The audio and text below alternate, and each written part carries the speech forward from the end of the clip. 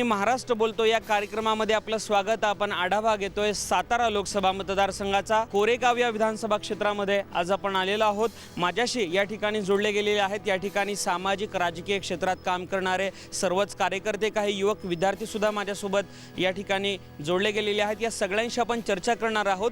लोकसभा निवडणुकांच्या पार्श्वभूमीवर कोणते महत्त्वाचे प्रश्न या सगळ्या या ठिकाणी राजकीय कार्यकर्त्यांना, सामाजिक कार्यकर्त्यांना वाटतायत, आपण त्यांच्याकडनं जाणून घेणार आहोत। मी सुरुवात करतो। या ठिकाणी एक सामाजिक क्षेत्रात काम करणारे कार्यकर्ते आहेत, काय महत्त्वाचे प्रश्न तुम्हाला वाटतात? मी राजेश बर्गे, सामाजिक कार्यकर्ता। कोरेगावच्या शहरातून मध्यवस्तीतून एक तिळगंगा नदी वाहत जाते। प्रत्यक्षात त्या नदीतून पाणी वाहून न जाता फक्त ड्रेनेजचं पाणी आणि सांडपाणीच वाहून जातं। कोरेगाव शहरातल्या लोकांनी जे सांडपाणी त्या नदीत न टाकता त्या नदीचं पावित्र्य राखलं गेलं तर कोरेगाव शहराला भविष्यात होणाऱ्या पाण्याचा लाभ घेता येईल। आणि राज्यकर्त्यांचं लक्ष याच्याकडे, तुमचे स्थानिक ग्रामपंचायत प्रशासन काही बघतं, याच्यावर कारवाई करते काय? स्थानिक लोकांनी, ग्रामपंचायतीने, आम्ही सगळ्यांनी मिळून लोकसहभागातून गेली 2 महिने हा कार्यक्रम आम्ही राबवला आणि तिळगंगा नदी स्वच्छ करून, तिळगंगा नदीच्या स्वच्छतेचा प्रश्न आहे, सांडपाणी त्या नदीमध्ये मिसळतंय आणि नदी दूषित होते। अजून एक सामाजिक कार्यकर्ते आहेत, काय आपण या ठिकाणी सांगाल? या तिळगंगा नदीवर ज्याप्रमाणे त्याचा प्रश्न आहे दुर्गंधी, आणि हा संपूर्ण आम्ही स्वच्छतेच्या माध्यमातून केलेलंच आहे। पण त्याचबरोबर त्या नदीच्या आजूबाजूचा परिसर जर आम्हाला पर्यटन म्हणून जर डेव्हलप करता आला आणि आम्हाला जर राज्य सरकार, केंद्र सरकारकडून जर त्या पद्धतीची मदत मिळाली तर आमच्या गावाच्या दृष्टीनं आणि आमच्या गावाच्या विकासाच्या दृष्टीनं अतिशय महत्त्वाचा, नक्कीच महत्त्वाचा मुद्दा तुम्ही उपस्थित केला आहे। काँग्रेस राष्ट्रवादीचे नेते माझ्याशी जोडले गेलेले आहेत। तुम्ही राष्ट्रवादी काँग्रेसचं या ठिकाणी काँग्रेसचं काम पाहता, मित्रपक्षाचं आहे। शेवटी विकासाची अनेक कामं रखडली, तसे मुद्दे समोर येत आहेत। खरं आहे, ते विकासाची कामं अनेक रखडलेली आहेत।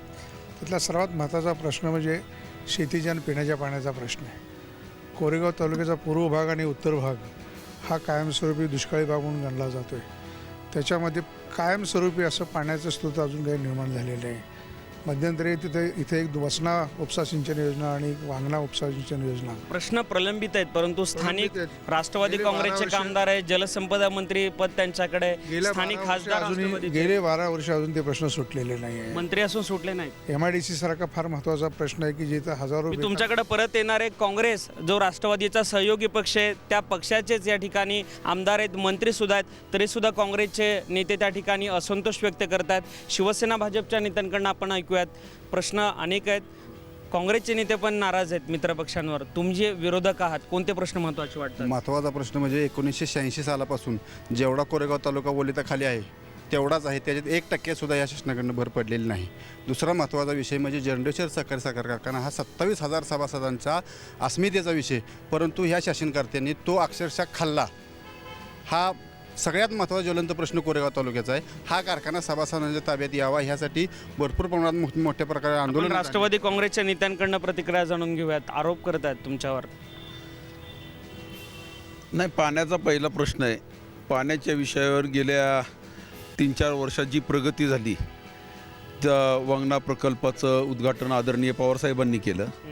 त्यानंतर इथले आमदार त्यावेळी जलसंपदा मंत्री नव्हते, त्यानंतर जलसंपदा मंत्री व्हायच्या आधी वांगणाचा दुसरा टप्पा आणि वसनेचा दुसरा टप्पा हा मार्चपर्यंत कार्यरत होईल।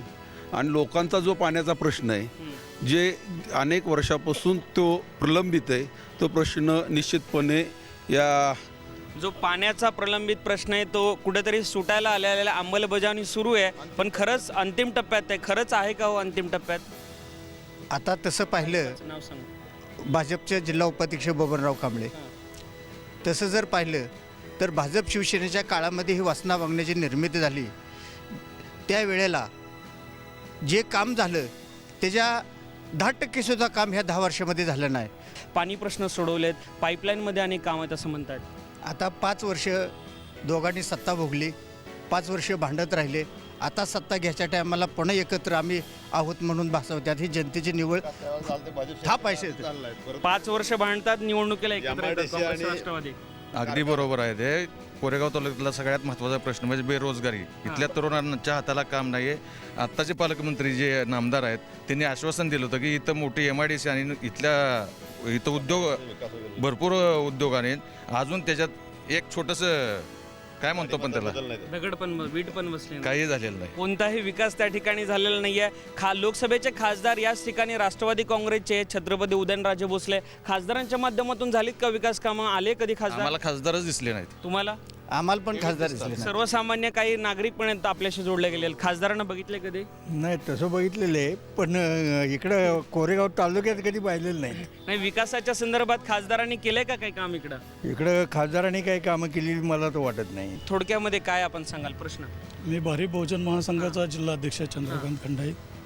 खरं तर खासदारकीच्या संदर्भामध्ये बोलायचं झालं तर सरकार सर्वसामान्य घटकाला केंद्रबिंदू मानून विकास साधण्याचं आश्वासनं निवडणुकीमध्ये खासदारकीच्या देतात, परंतु निवडून आल्यानंतर ते खासदार सर्वसामान्य माणसाला केंद्रबिंदू मानून जो विकास व्हायला पाहिजे तो विकास करताना दिसत नाही. हे सगळे प्रश्न लक्षात घेता या ठिकाणचे जे लोकसभेचे संभाव्य उमेदवार असतील किंवा निवडून जाणारे जे खासदार असतील त्यांना या कोरेगाव भागातील या सर्व जनसामान्यांच्या प्रश्नांकडे निश्चितपणानं गांभीर्यानं लक्ष द्यावं लागणार आहे.